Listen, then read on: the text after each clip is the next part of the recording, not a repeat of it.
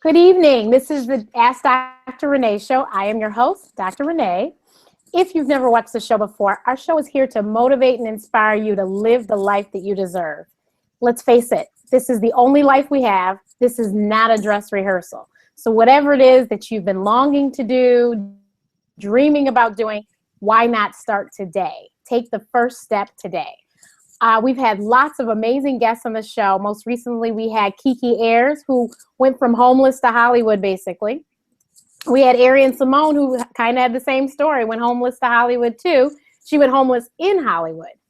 And then we also had Michelle Williams, who just was a Midwestern church girl who we all know from Destiny's Child, Broadway, and accomplished gospel singer, and now businesswoman.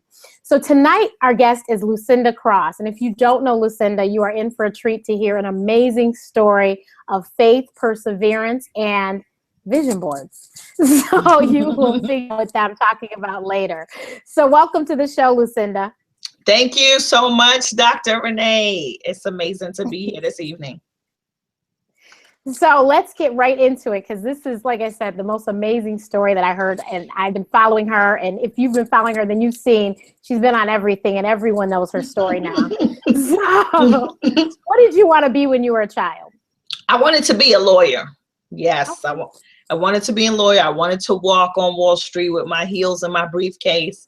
And you know what? I may do that this week, because I never got to even fulfill that feeling. So I may just do that. Hey, nothing wrong with it. Nothing wrong with it. So your mom, and you have 3 brothers. So first of all, how was that growing up with 3 boys and you and your mother? And it was crazy. It was crazy because moms love their boys. But what I can say is I am the oldest out of my 3 brothers. And I had a very wonderful father figure, my stepfather, who was married to my mom at the time. Of course, they had their ins and outs, but I am his princess. Even to this day, you would think that I still have my virginity and my kids were born by immaculate conception, because he just thinks that Lucinda is his princess and his baby girl. And so it was kind of crazy, because although I was the first, I was the last. And it was the boys. Let's take care of the boys first. So I instantly had to grow up with the, you're pushed to the back burner, and because we have to care for others, which was fine at the time, but I didn't realize that it would kind of weigh on me as I got older. I see. So you go to high school, you still have aspirations of being a lawyer? Go to high school, I'm still a lawyer. I'm in lawyer mode. I'm watching all the law shows. I'm ready. Law and Order and all of them. All of them, yes. I'm fighting cases in my house. What happened to the macaroni and cheese? Let's talk about this. I need everybody at the table. Yeah, everything was a debate. I love it. So what college did you decide to go to? So I started out at Iona College when I first started, and that's where things got bumpy, Dr. Renee. That's where life got a little crazy. So first of all, where is Iona College? I've never heard of this. Iona College is a private college, a little stuffy. The kids who have lots of money are there in Westchester, New York, in New Rochelle, New York. Yeah. And so, you have to have a very high GPA. It's very challenging to get in. And for me at that time, it was most of the privileged kids who were attending Iona. But for some reason, Lucinda from the projects, with, no financial support from her parents or her mom at the time, decided to go there. And you're from the Bronx, right? Absolutely. Yep. From the Bronx. I'm just making sure I had the right borough. Now I live in New Rochelle. Ironically, I'm like 5 minutes from the school where it all happened. Okay. That is very ironic. Okay. So what was your major in college? Criminal justice or pre-law? So I started out that's the funny thing. I started out with pre-law business kind of thing. And life took a turn. I was going to be a lawyer, and lo and behold, I needed a lawyer after my first semester. So what year was that? First semester? For after my second semester, things got crazy. Okay. So please tell us the story for those that don't know. So I'll be brief, right? But my second semester, first semester, privileged kids, coming from the projects, not having the cars, the Mercedes Benz, how these kids are driving to school, paying for their books, eating fancy lunches. That wasn't me. I was working hard, working at a movie theater, coming to school smelling like popcorn. Some days asking the bus driver, can I just get on the bus today because I don't have it to get home? Some days just trying to, hop on the Metro North to get to my house. So for me, life looked different, but I wanted to be surrounded by different individuals. I always would like to push myself out of my comfort zone, but I think this really had done it because it weighed on my self-esteem and my self-confidence. So therefore, when I was approached with an opportunity, I used to babysit also on the side, straight hustler mode, all New Yorkers, straight hustler mode. So I got the popcorn job at the movie theater, I'm watching kids, then I got my own brothers to watch, but I'm watching kids, and then I get positioned with an opportunity to take a trip to a third world country that I couldn't even think of, didn't even know it existed. At that time, it was Thailand. You're going to go to Thailand, you're going to go to Bangkok, you're going to go to Cambodia, Singapore, these places. You're going to carry this suitcase. Don't ask any questions. Just drop off what we tell you to drop off. Okay, so but you're a girl from the Bronx. I'm a girl from the Bronx. I'm 18 years old. You knew what that was. I didn't know exactly what it was, but I knew it was something that I shouldn't have been carrying. But I said yes. Gotcha.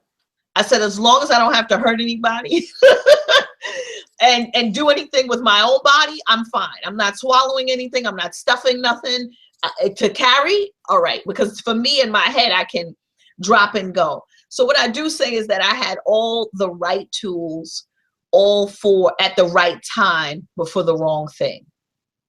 I was fearless. I was courageous. I was bold. I was willing to take a risk with myself.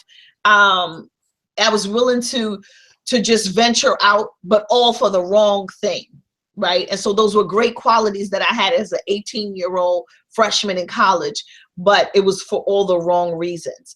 And it was all because I wanted to speed up the process of success in my life. So traveling to these countries, picking up what I needed to pick up, dropping it off where I needed to drop it off, and then coming back home and getting $10,000, $15,000. I've never even seen that in my life. Didn't even know that kind of money even existed for an 18-year-old. And so being able to see how I was able to make changes with my family without them even knowing what I was doing. My mother thought I was modeling because I wanted to be a model. That was that was my side thing. If I could do modeling, I'm a lawyer. Oh, I got it going on. None of that happened. So here I am playing a model, the role of a model, transporting drugs at the time. And, before I know it, by the grace of God, I did not get caught in any of those countries where they tell you that you're going to do 20 years of hard labor if you're ever caught or even put to death. I had a knock on my door, and that knock on my door was about 28, 30 FBI agents who are telling me that I'm a part of a Nigerian cartel based out of Chicago. That was like unimaginable. That morning, I was supposed to be bringing my brothers to school. And by that time, I done withdrew from my second semester because I was just rolling in the dough. I'm traveling. I'm sitting on the beaches in Mexico. You couldn't tell me nothing. You couldn't tell me anything. But yeah, so that was a wake-up call for me. And that was the moment that I really feel as if I stepped into my purpose. Because I was How many trips did you take? I took about 4 or 5. Okay. 4 or 5 trips. And they were always to Thailand, or different places? Thailand, okay. Guatemala, Mexico. Mm-hmm. Okay. So you so the FBI shows up, and then what happens? Now, did they show up? You weren't living at home then, obviously. So where did they show up? So I was home. So I still had an apartment someplace else where me and my boyfriend would go. But I was home at that time because I still was helping out my mom. I was bringing my brothers to school. So I was home. I was at my mother's house at the time. Okay. And so you was just you and your brothers that were home at the time? Right. She left in the morning to go to Okay. work, and my job was to get up, get them dressed, and bring them to school. Right. Okay. So at that point, what do you like? I mean, I can't even imagine. This honestly sounds like it's a movie. And when is your movie going to be made? We'll talk about that later because That's this in the really works. sounds like a movie. It's in the works. It's in the works. Trust and believe. Yeah. It's in the works. Yeah. Because I was just like, this doesn't happen to normal people. Like, what? This is Yeah. literally something that sounds like it was written. So Yeah. the FBI comes, and I mean, I can't imagine. So your little brothers, I mean, what do you tell? Like, what do you say? What do you do? So my little brothers are in the back of the room. I'm still acting tough. Believe it or not, I'm still acting tough. I always had this, well, if you didn't catch me, it's nothing that, you know, how you know that it was me, how you know I carried anything. So they're tearing the house upside down. They tell me to call my mother to come to the house because they're taking me downtown, and she has to take, you know, get the brothers. Thank God my mother worked not too far down the block. She comes, she sees the helicopter, she sees the FBI agents, she sees the dog, she sees that, you know, it was just a crazy scene in the projects, right? And she just, her face, I'll never forget the look on her face, the discouragement, the disappointment, the hurt, and the fear that she had because it's nothing that she could do to help me. And I just looked at her as they were cuffing me to take me out. And I told her, Mommy, I'm going to be okay. I'll be all right. Just take care of my brothers. I'll be okay. Because at that time, being the oldest of three boys, you are also a mom. So I stepped into the mom role at 11 years old, 12 years old, helping her out. Even if my father was there, was just still that maternal thing. But from there, we head downtown to New York, and we start the questioning process. And I'm held in New York in the holding facility that they have there called MCC New York for about maybe 2 months. All of this happened October 11th. And I would say after almost close to December, around December, is when they shipped me down to Chicago with the other co-defendants that I didn't even know even existed. Mm. So who was it that had approached you, since you didn't even know these people? Who was it that approached you to do this? It was a friend's boyfriend. Okay. The person whose kids that I was watching, it was her boyfriend. Okay. Yeah. And it was her bright idea that I might just say yes. Ah, okay. Yeah. Okay. So I guess she couldn't do it because she had her kids. Well, she was, you know, she's the dope man's girl. She's not gonna make a move. She's gonna look pretty, get her bags, drive her cars. Gotcha. Okay, so you go to Chicago, and then what? So I go to Chicago and prepare the process. And there, it's the same holding facility. I'm there in Chicago for 2 years before they even sentence me. They tell me I have 20 plus co-defendants stemming from Chicago to Nigeria, from London. But this Nigerian cartel that I'm a part of, and they were under investigation for years, and they were wondering who is this little American towards the end of the investigation that hops on the case.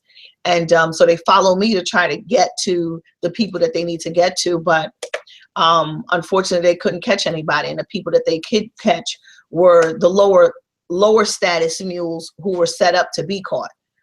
So that people such as myself who are carrying the major drugs in the suitcase can go through. So I'm there waiting for my case to be sentenced 2 years before I'm sentenced. Throughout that whole process, dealing with a judge who wanted to give me 10 years. By the grace of God, he drops off the case because he can no longer take it. And the new judge says, there's no way I'll give this first time offender 10 years, this little girl 10 years. And so he gave me 5. Out of those 5, I did 4.5 in federal prison, served it in Texas, came home and started to go back to college and put my life back together. Okay, so you got to tell them now what happened in college, because that's what was the huge trajectory to your life. After this, this corner turn, you had another turn. So you mean after I came out and went to college? No, before, because you did the vision boarding while you were in prison, right? Right. So that's something that my my mother always had us doing collages. She always had us envisioning who we wanted to be. What did that look like? So especially around this time, around the fall, I remember being young and we would go out, we would pick up leaves and we'd get little crafts and crayons. We would create our collages. We would even melt the crayons with, I forgot the paper she would use, and with the iron. And so we would create wax paper. the wax paper, and we would melt the leaves with the crayons on our boards, and we would create these boards. And I didn't know till later on, after listening to Tony Robbins while I was inside, that they were actually called vision boards. And so while I was inside, I went back to what I remember as a child that used to bring me joy on those autumn days, which was creating these collages of who I wanted to be and what I wanted in life. And I started to do them, and I started to engage women in doing them. There's a lack of programs inside of the federal prison for women. All they teach is you got a parenting certificate. I mean, I wasn't a parent, but I took the class, you know, so it's these little classes, but nothing prepares you for your goals and thinking about your life when you come home. And so I started to do that right inside. And they would say, you know, that's little New York, you know, she always wanted to motivate somebody, let her do what she's doing. And so they would just allow me to have these workshops.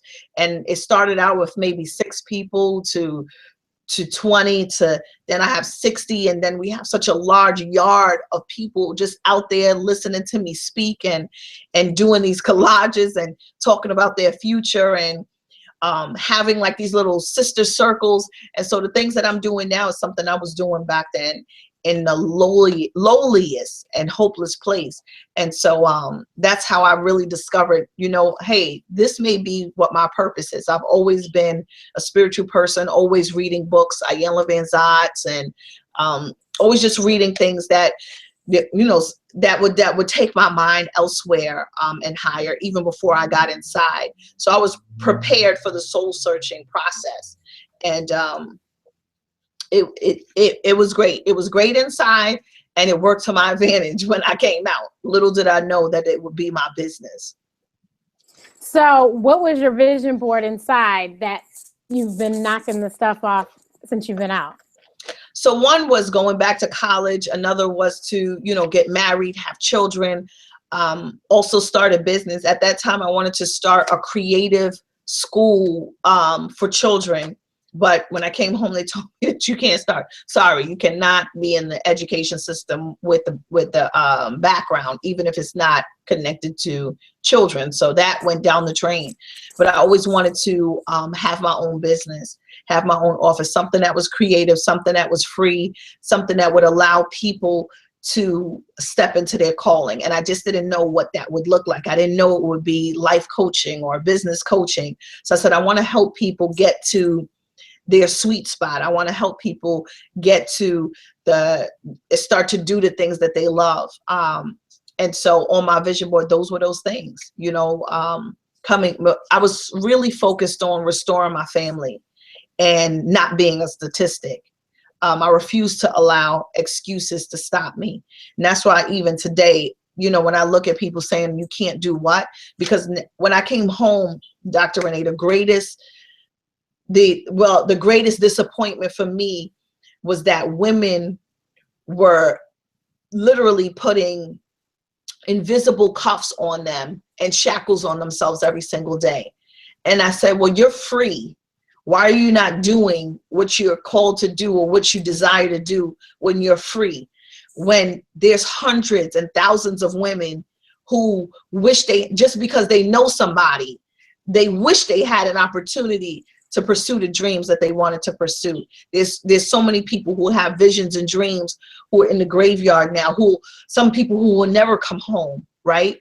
But you're free to do what you want to do every single day. And you mean to tell me that you rather complain and whine and compete instead of being you? I didn't understand it. And to me, it was literally, I was like, is this really happening? Am I in like the twilight zone? Is everybody out here really complaining and stuck on themselves to the point that they're not taking action? I said, that's not going to be me. That's not going to be me. And if I have to be the one to kind of unlock certain individuals, I'm ready for the challenge, God. And here we are.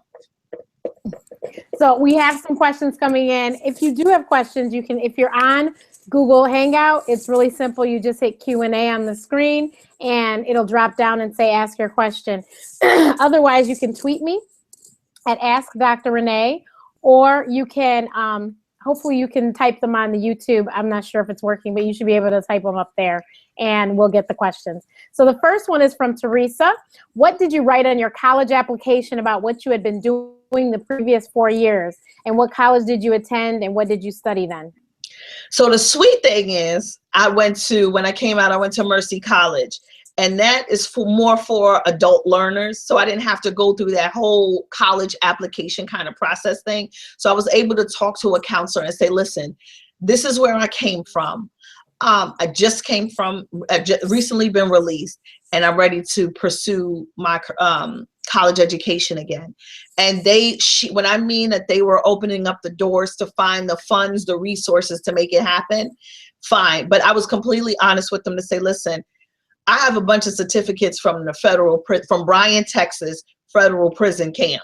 I don't have anything to tell you that my community service work was involuntary, so I was just completely honest. But because of the honesty and the vulnerability and the humility that I came, what happens is some people come out and they blame society for where they're at. For me, it was, I know there's resources out there.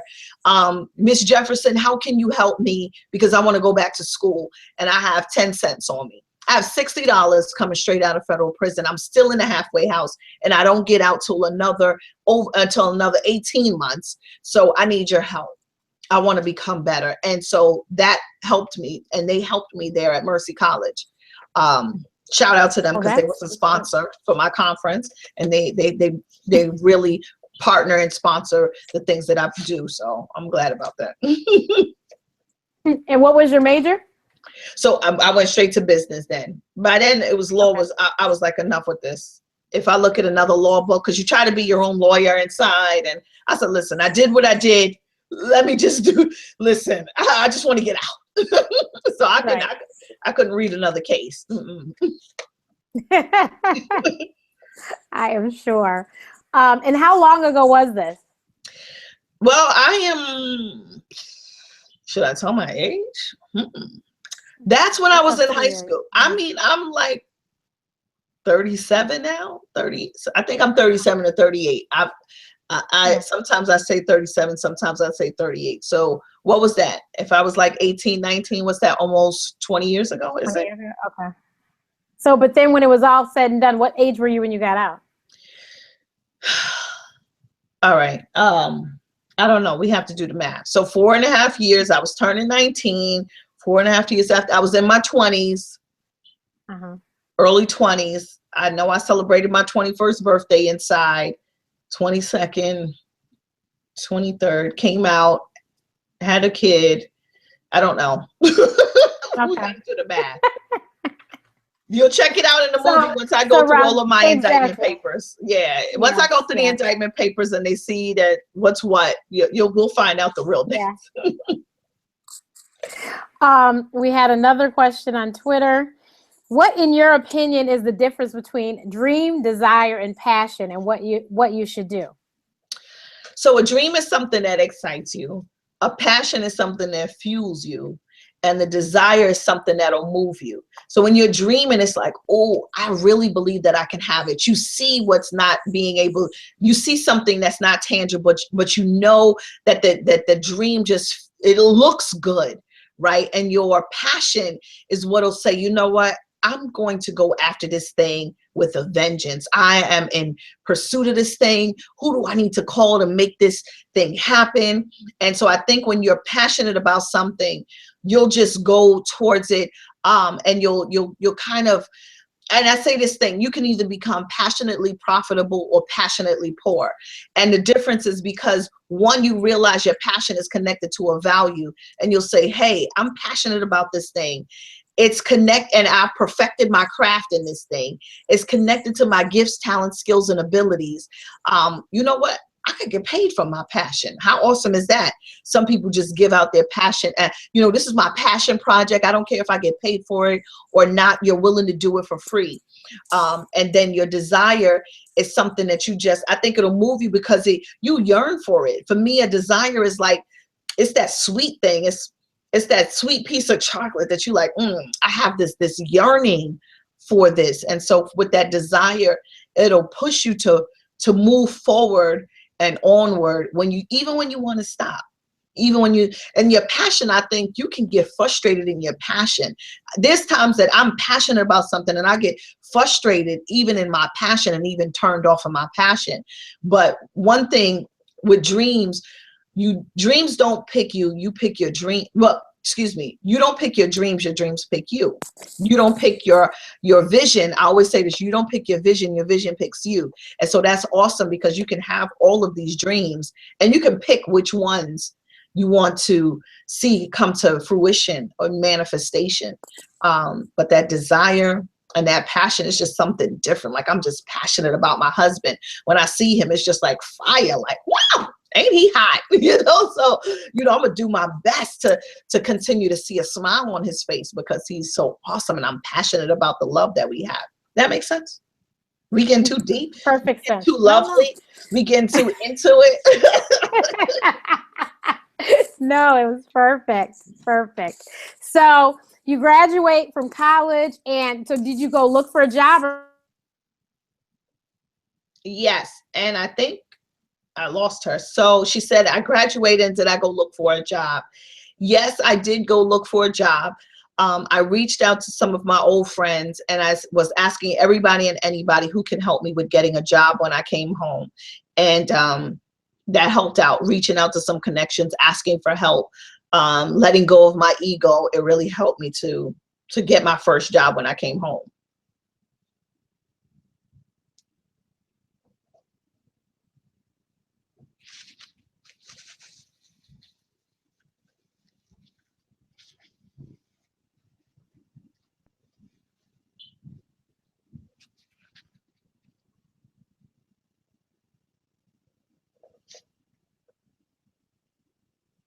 I don't know what happened.